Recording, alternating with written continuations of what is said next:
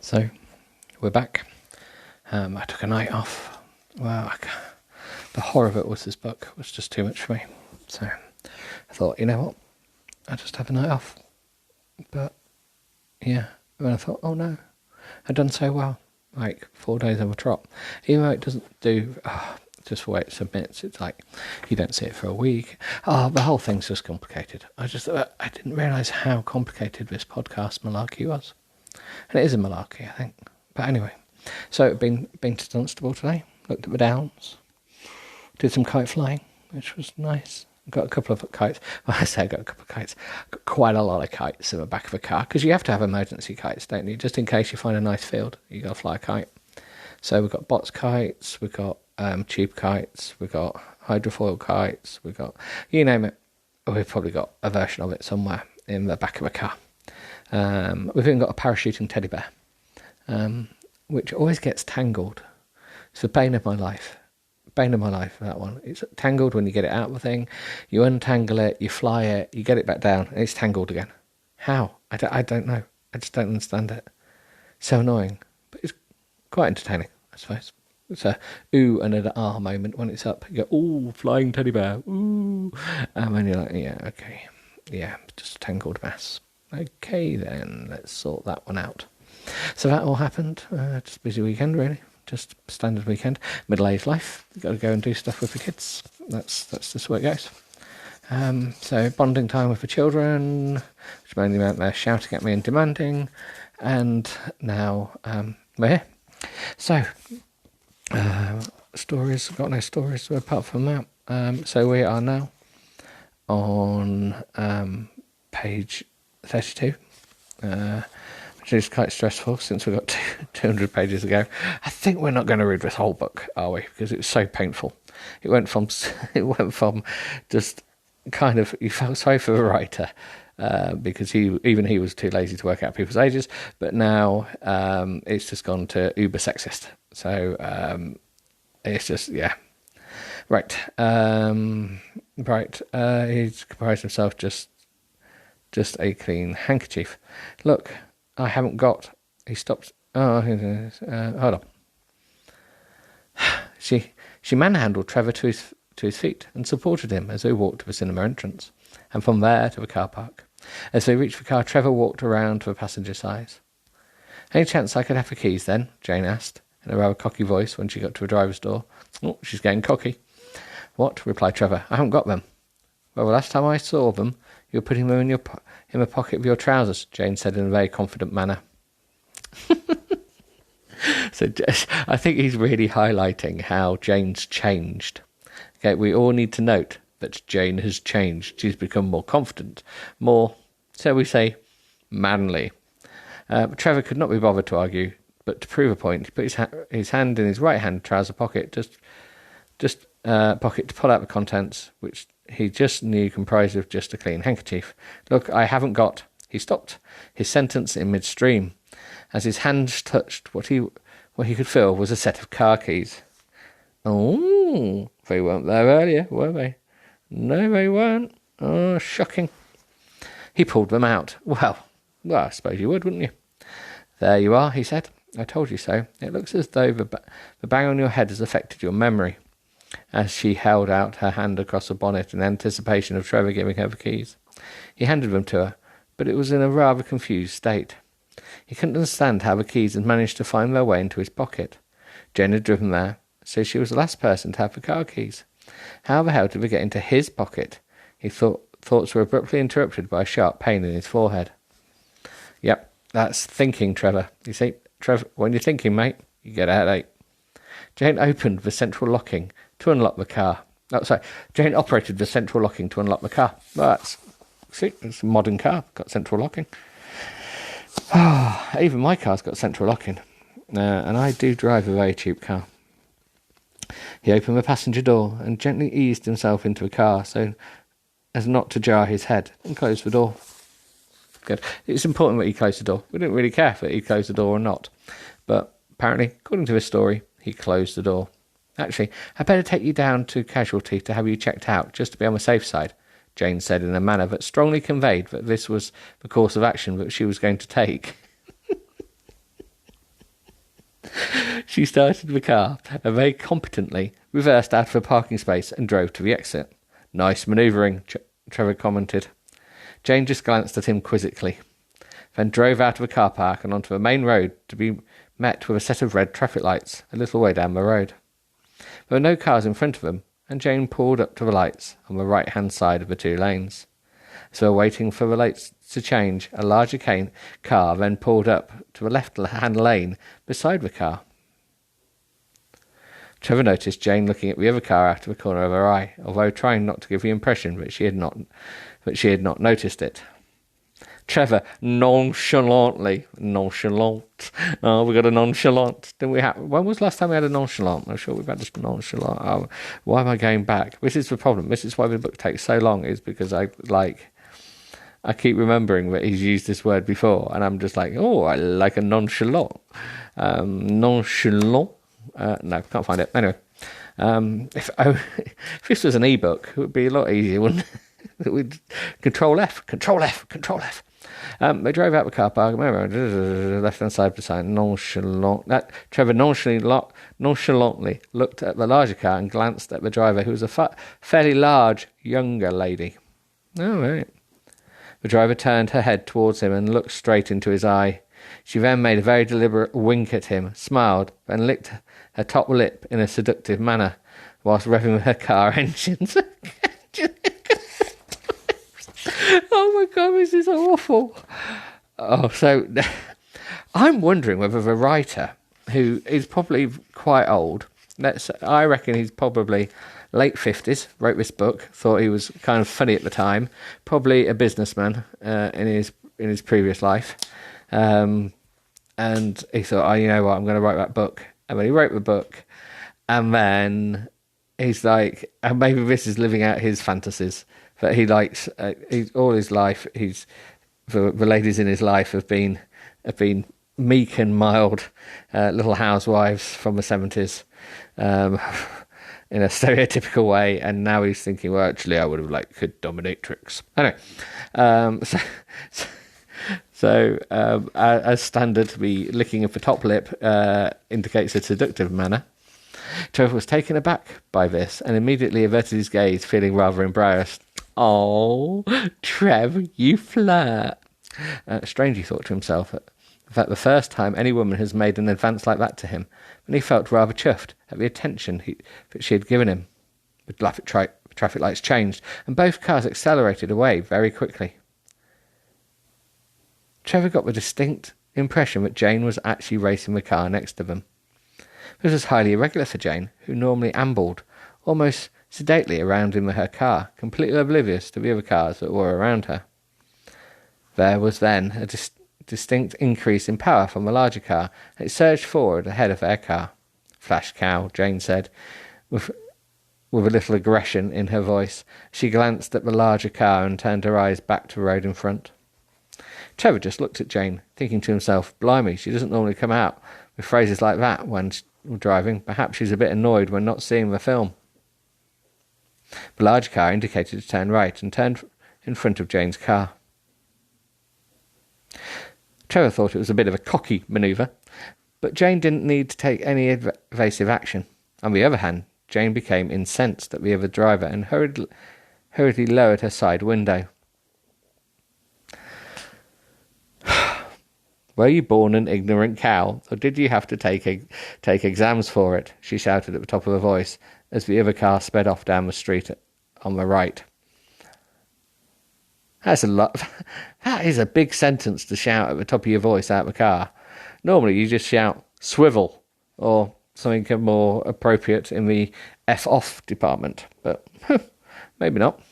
Trevor was completely gobsmacked. Finally, a decent use of a gob. Use gob properly. Gobsmacked. His mouth wide open. He never heard Jane use any bad language, let alone words like that. Ignorant cow. Yeah, shocking. But ever worse. Literally, she is so rude. But just the sweariness. Even though he's been saying shit earlier on. Shocking. Sod missing the film, he thought to himself. This lady's got some serious PMT this month. What the fuck? Seriously? Trevor was looking at Jane in amazement as she glanced at him and then turned her attention back to the road again. "Well, I'm sorry," she said, "but stupid bitches like that are likely to kill someone." There was another twinge of pain in Trevor's head, so he decided not to take this issue any further. "I think it's best that you have had your head checked out, just in case," Jane said as they made their way to the local hospital. "Did you read about that footballer a couple of months ago? She accidentally hit her head on a goalpost. Thought she had just had a headache. Then, a couple of days later, bang, she was stone dead. Eventually, the headache was caused by a ruptured blood vessel in the brain, which caused a tumour. Poor cow." Trevor sort of took in what Jane had said, but he still felt somewhat groggy after his fall. However, he found it strange that Jane seemed to be talking about a woman who'd been playing football, and even more strange that Jane had blatantly used the term "poor cow," which he had never heard her use before in general conversations with him. But he just ignored the issue, not wishing to entertain any discussion that would result in greater pain to his head than he was currently experiencing. Yeah, the word "poor cow." Yeah, I wonder if I've got that Mills and Boon's book, because it's got to be better than this crap. No, okay, right. No more words were spoken as Jane drove, rather rapidly, but she was very competent, to the hospital.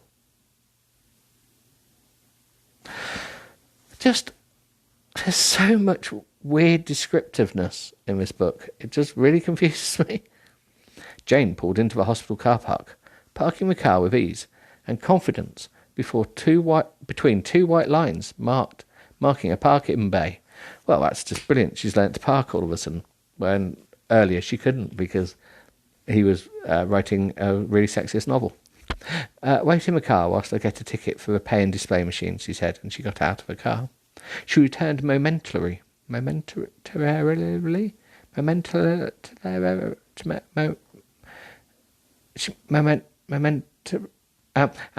With what Trevor felt was a very kind gesture, helped him out of the car. She closed Trevor's door behind him and locked the car before escorting him to the accident and emergency department. I love the fact that the guy that wrote this book is putting in the detail that we all need about locking cars, just like how it was unlocked, just like all that fine detail that we don't actually need. As they walked up to a reception desk, Jane glanced around at the seats in the waiting area. "It's pretty empty in here," she commented to the male nurse behind the desk. "Oh, it's a male nurse, you see. See, it's really turned on its head, hasn't it?" Bloody ridiculous. He looked up from his paperwork. "Yes, it's the calm before the storm. Come 12 o'clock tonight, the whole place will be heaving with drunken women who have injured themselves on the way home from Friday night's binge," he replied. Trevor looked at the male nurse and sensed that he was pulling Jane's leg by suggesting that the whole place would be full of drunken women, when Trevor knew full well it would be full of drunken men. "Well, actually, I think you'll find that if you go to any major city, it's both." Trevor felt the nurse was somewhat serious in his remark, but then thought it was because it was a regular occurrence, and the nurse had got into the habit of cracking that joke without raising a smile. But there was something else in the nurse's voice that grabbed his attention. The thing is, you've got to be able to tell jokes without smiling, because then that makes them even better.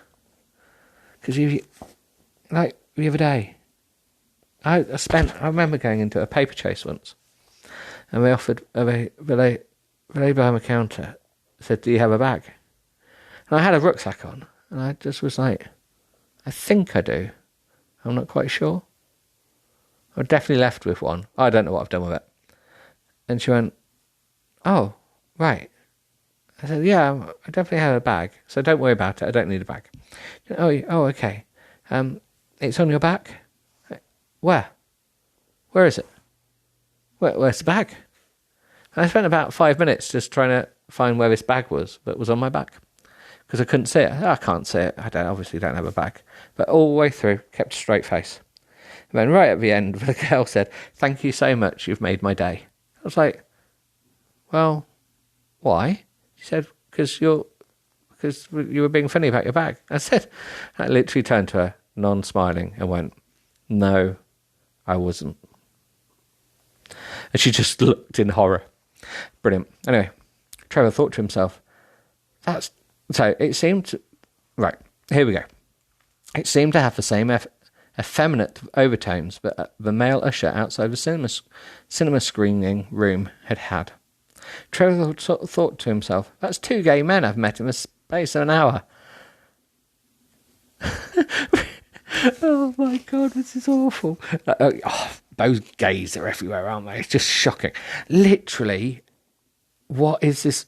I can't believe it. This actually is just really just terrible because it's not even funny.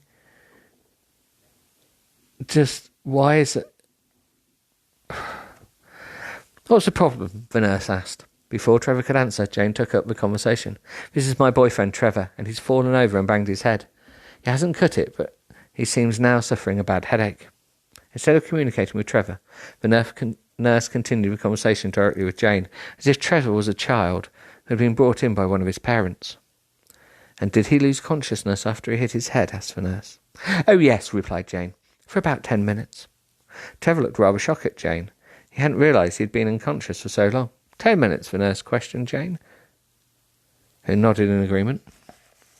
As the nurse looked down at his paperwork and started to complete the form, Trevor noticed Jane doing what could be best described as eyeing the nurse's blue overall and figure up and down. She then realised that Trevor was watching her and rather abruptly averted her gaze elsewhere, as if to give the impression that she had no particular interest in the nurse. As he'd been out for 10 minutes, I'll see if the doctor can look at him straight away. Take a seat and someone will call for you shortly, the nurse said without looking up from his paperwork.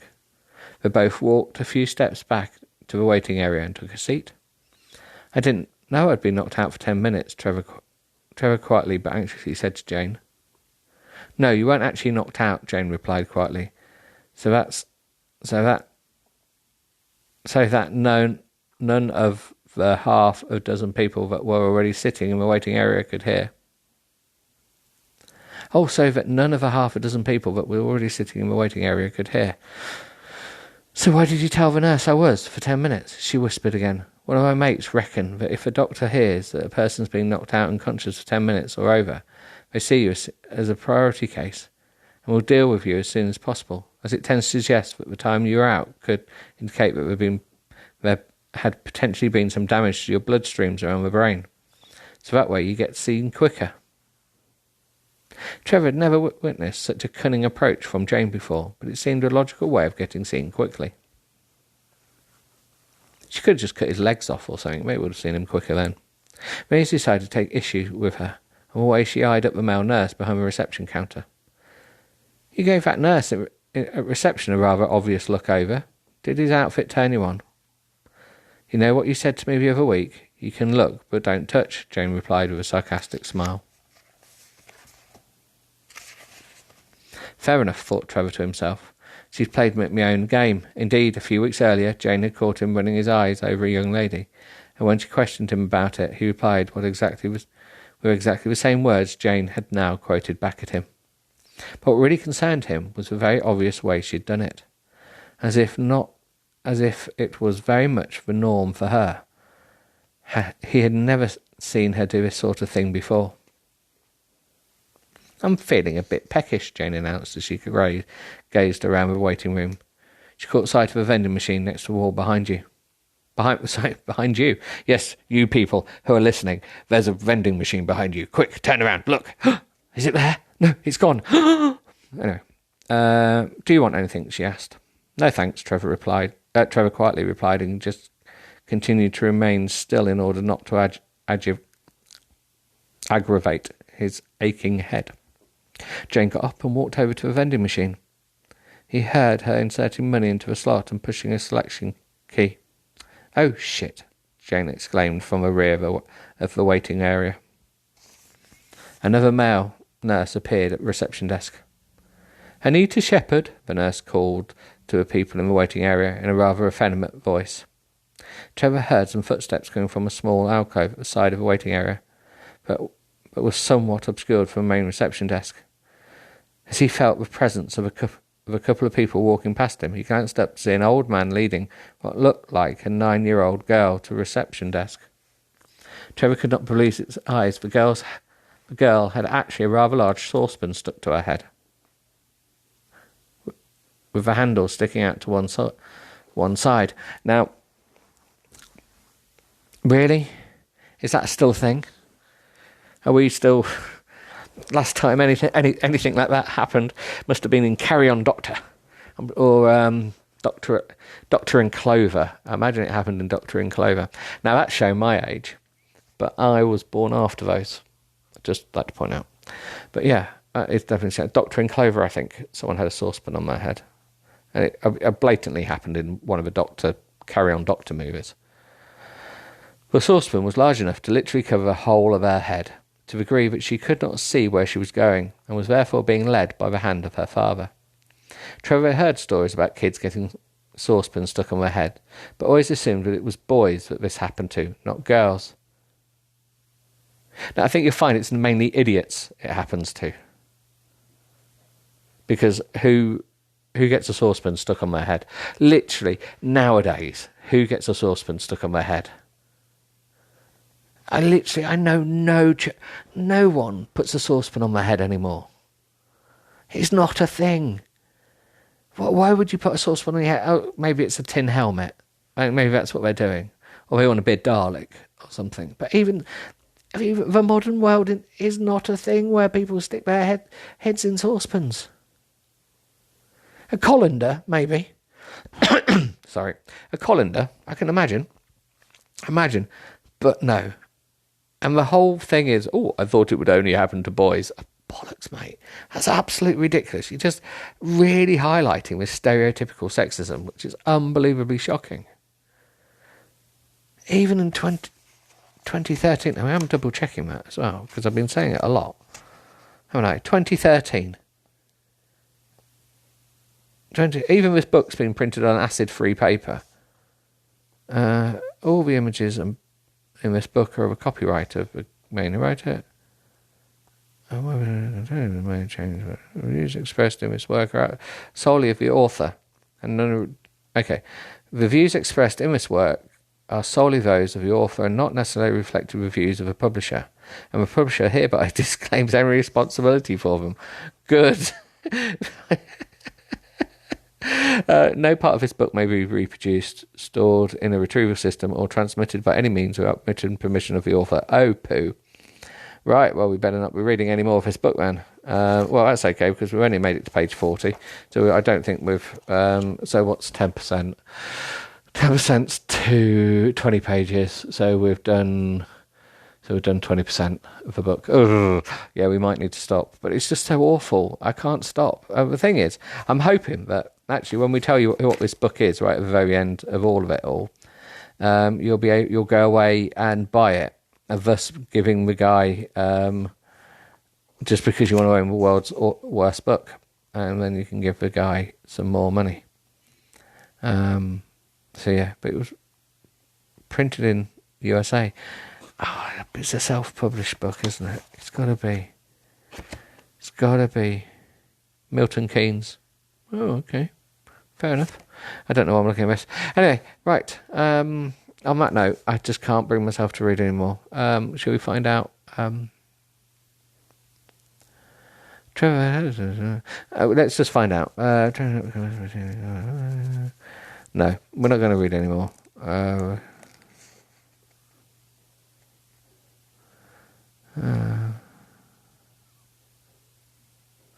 Right. The father continued talking to the nurse as he walked along, holding the daughter one by one hand.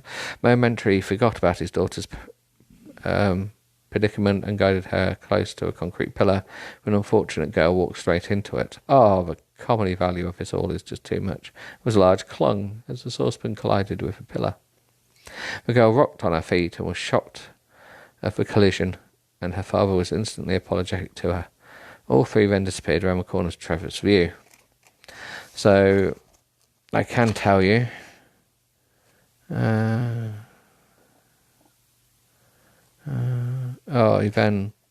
there was more stuff that just indicates this book is actually far too long. is actually 4. It could be just shrunk a lot more.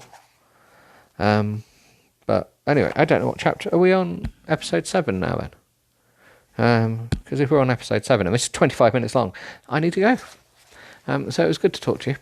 Maybe not. I hope that you're all mellow, etc., etc. And I'll speak to you again.